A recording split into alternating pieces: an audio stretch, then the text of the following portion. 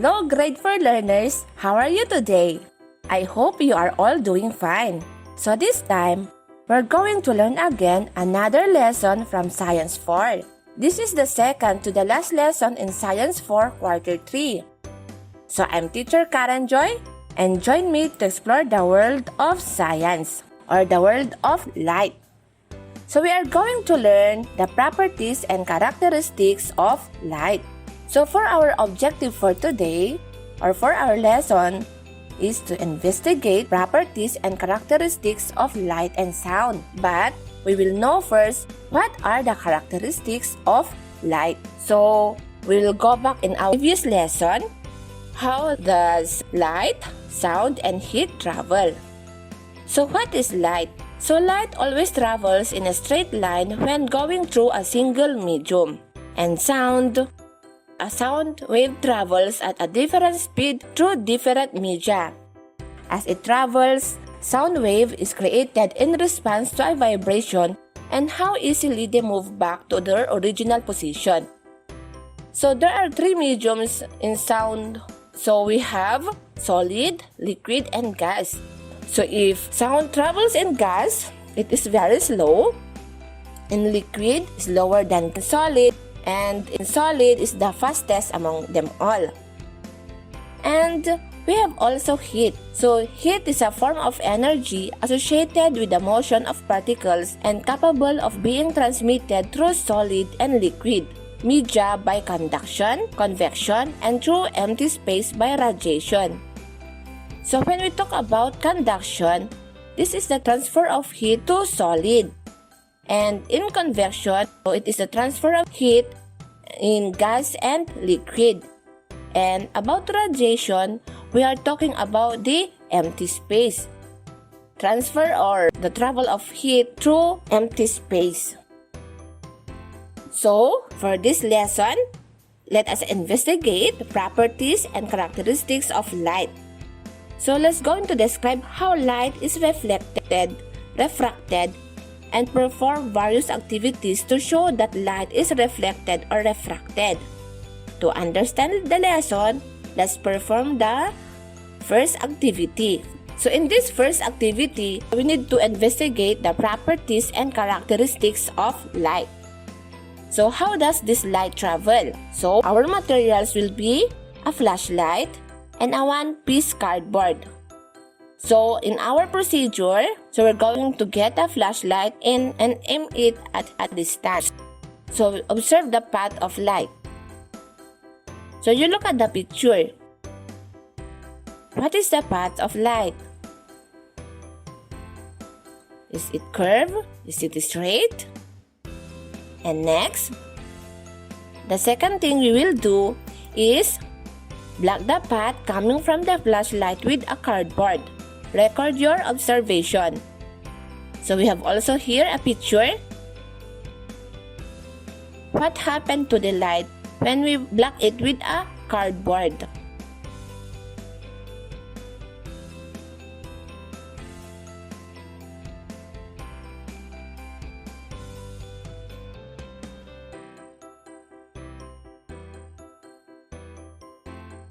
So kids, we have here some guide questions to answer. In number 1, did the light form a straight line without blockage? So from the experiment or from the picture that we have seen, did the light form a straight line without blockage? Yes, because always remember that light travels in a straight line. How about number 2? When you block the light with a cardboard, was it able to pass through? Remember the experiment that you have done. What happened to the light when we block it with a cardboard? Yes, very good. So, the light was not able to pass through. The light was absorbed by the cardboard. And cardboard is an example of a solid material or an opaque material, so meaning to say that the light will not pass through. And number 3, what can you say about the way light travels? Okay, so light always travels in a straight line. Always remember that light will travel in a straight line. So that is our experiment in investigating the characteristics and properties of light. So we have discovered that light travels in a straight line. The following discussion will help us to understand more about the properties and the characteristics of light. So light is a type of energy that moves in waves. It always travels in a straight line. It moves very fast. So light will always move in a straight line unless something or someone blocks it.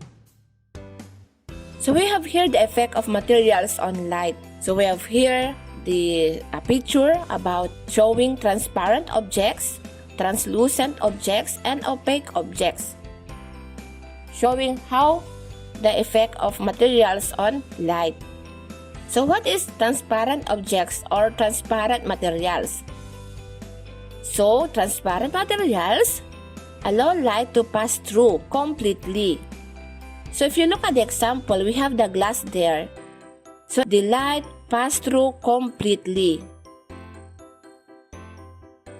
And then the translucent objects or materials allow light to pass through but distorts the light during the passage. So we have also the example there. An example of translucent object. So the light pass through partially. So not whole, not total, but it's just partially. And then we have also the opaque objects or opaque materials that absorb light or do not let the light to pass through. So for example, we have there the apple.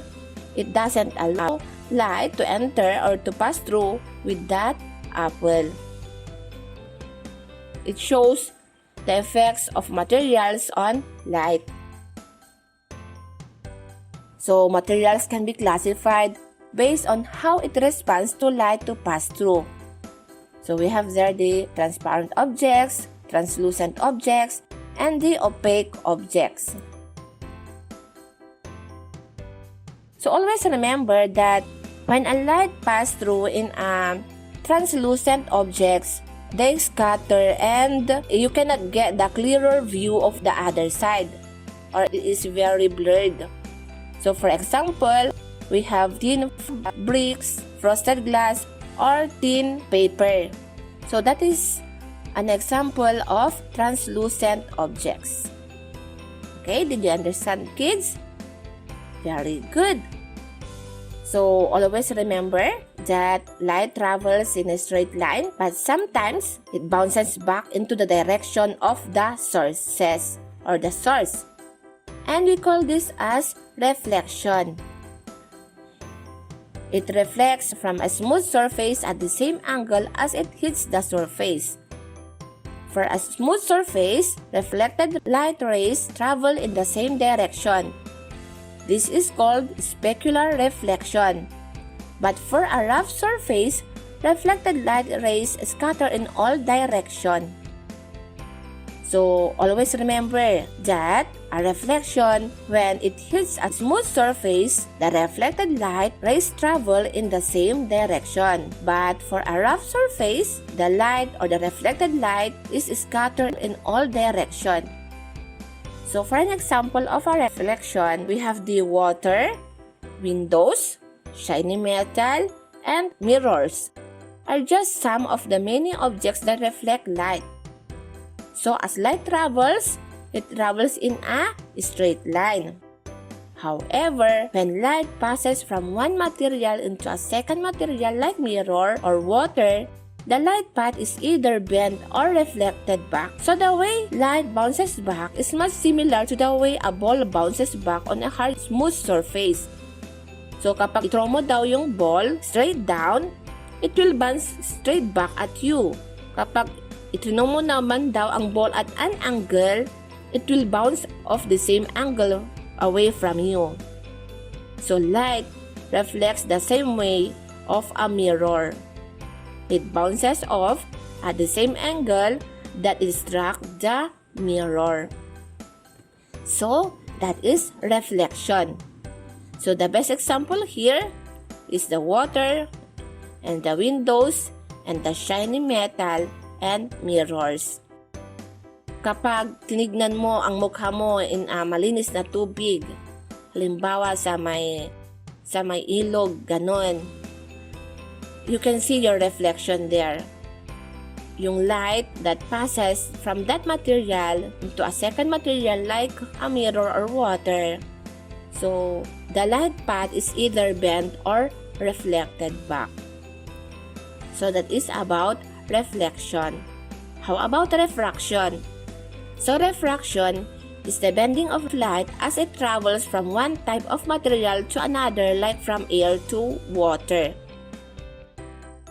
So, we have here the examples of refraction in our video. So, how does refraction cause a rainbow? Or how does refraction cause a rainbow to occur? Did you see any rainbow? Where can you see the rainbow? When does a rainbow appear? So, white light has different colors, which is the color of the rainbow. So, a rainbow is formed when the light from the sun passes through raindrops. It is the result of sunlight breaking into different colors. As the light from the sun bends, it separates into different colors or the colors of the rainbow. So the colors of the rainbow and all the other colors that we see around us are colors that came from the light of the sun. A rainbow is formed when the light from the sun passes through raindrops. That is why we see a rainbow after it has rained. It is the result of sunlight breaking into different colors like the RGB, and it is also a result of reflection. The light bounces back from a surface or other wavefront. So that is how rainbow is produced or appears. So dispersion is the process in which light is separated into its color due to the difference and degrees of refraction. So light is also around us. Light is all around us. It does not only allow us to see in the dark, but the properties of light are important to many aspects of our lives. In reflection, in rear view mirrors of cars help to keep us safe. In refraction, true lenses of eyeglasses or contact lens help some people see better.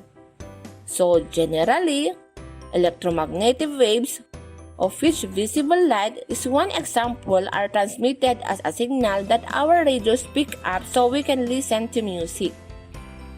Pulses or pulses of infrared light are transmitted as signals so we can communicate with our TVs. So this backgrounder is all about visible light and how we interact it. So, light and its properties.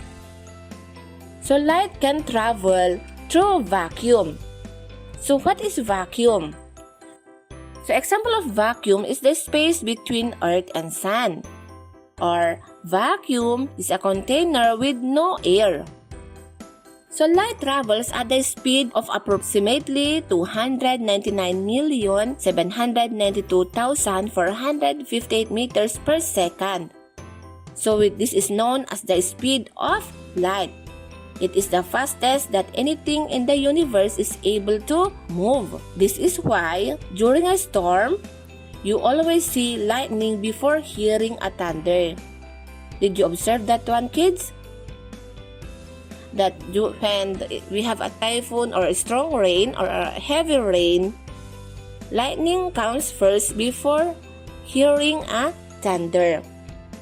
So an important thing to know about light is that light travels in a straight line through a material. So light has the properties of waves. So like ocean waves, light waves have crests and troughs. So the distance between one crest And the next, which is the same as the distance between one through and the next, is called the wavelength. So we have here the picture. Look at the picture, kids. The distance between the crests, we call that as wavelength.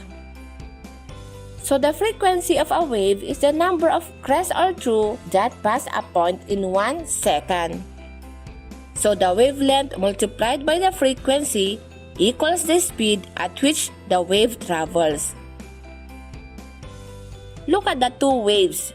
You can imagine how if they were both moving to the right. So you imagine, kids, that these waves are moving to the right. Press your right. Okay. So the number of violet crests passing the edge of the box in 1 second would be higher than the number of the red crest. Did you understand? Or let's repeat. If these two waves are moving at your right, the number of the violet crest passing the edge of the box in 1 second would be higher than the number of the red crest. Okay, let's go back in the colors of the rainbow. What are the colors of the rainbow, kids? We have red, orange, yellow, green, blue, indigo, and violet. Or we call it as Roy-G. Viv.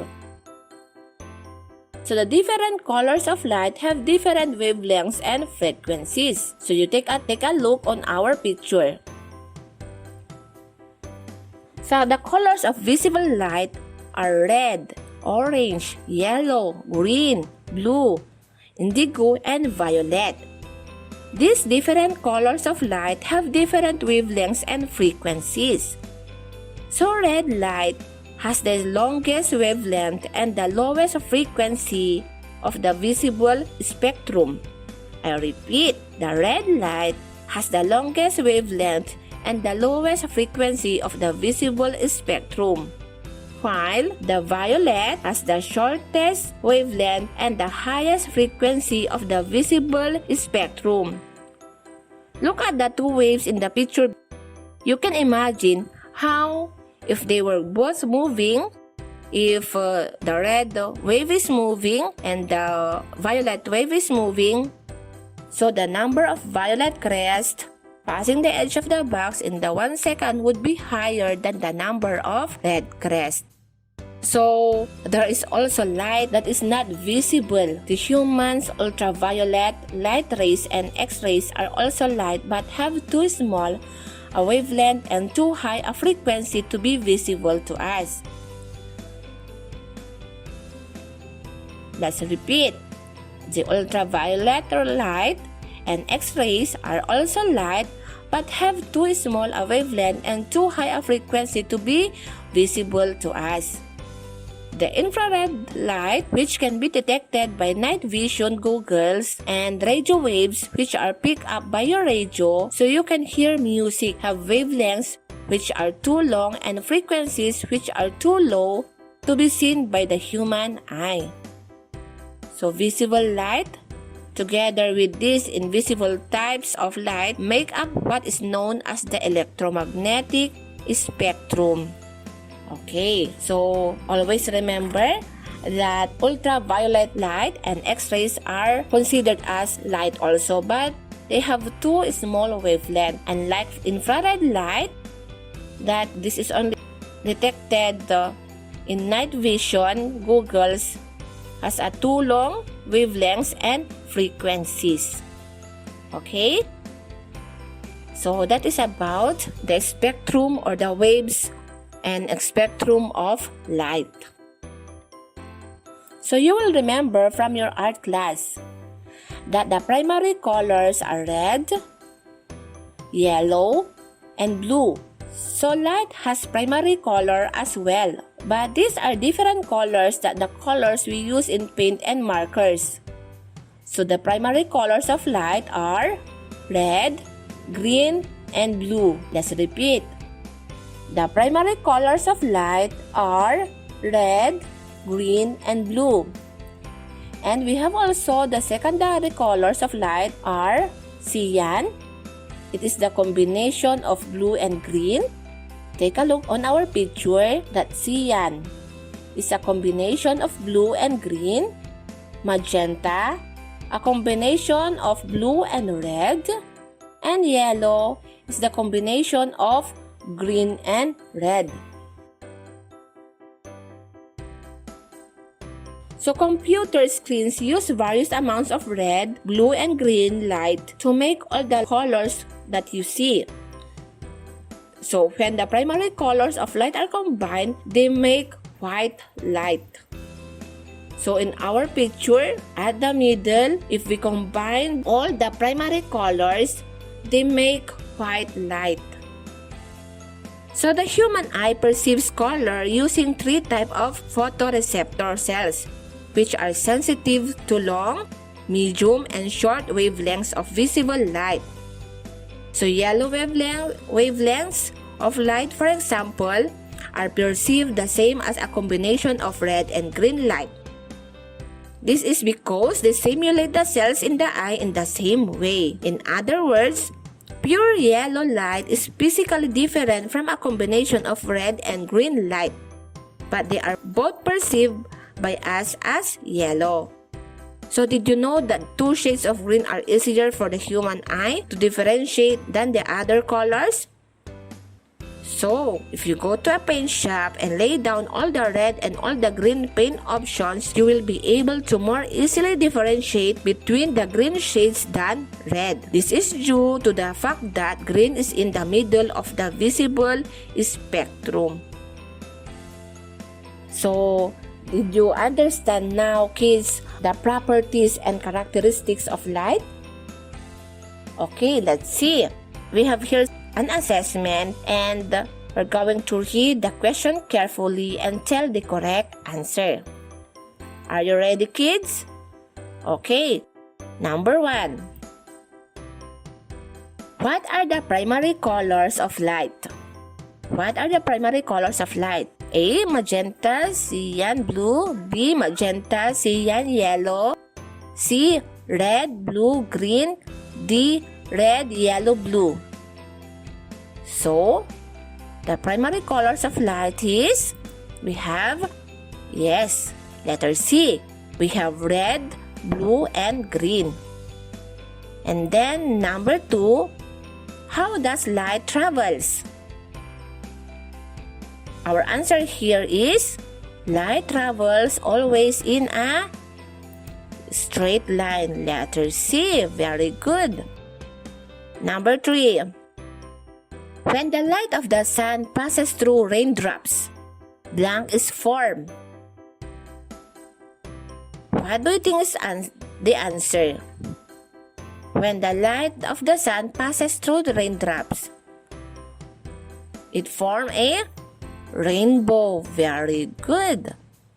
So, you can see the rainbow after the rain. And then, number 4, what do you call the bending of light? The bending of light is called refraction. Very good. Number 5, what color of light has the longest wavelength? It is red. Yes, red is the longest wavelength. And we have also the shortest wavelength is the, what do you think, kids? That is violet. Yes. And then 6, what are the secondary colors of light? While ago, we have the primary colors. This time, we have the secondary colors of light. So, we have the combination of the primary colors. We have, okay, so we have the magenta, cyan, and the yellow. Okay, number 7. When all primary colors of light are combined, they make blank light. When all of the primary colors of light are combined, they make blank light. That is very good. It is white light. Okay, all the combinations of the primary color, if we will combine them, or it produces white light. Okay, and then number 8, what do you call the bouncing back of light? What is the bouncing back of light? It is diffraction. Very good. And then 9, which of the following is one way of protecting our eyes from too much light? By what? Yes, very good. By using sunglasses. And the last one, what color has the shortest wavelength and the highest frequency of the visible spectrum? Okay, so our answer is violet. So violet has the shortest wavelength and the highest frequency of the visible spectrum. So in red, it is the highest wavelength but lowest frequency. But in violet, we have the shortest wavelength and highest frequency. Did you understand, kids? Okay, very good. That's it. So that is our lesson about the properties and characteristics of light. The next video that we will watch is about properties and characteristics of sound. Okay. Okay, check your answers, kids. How's your score?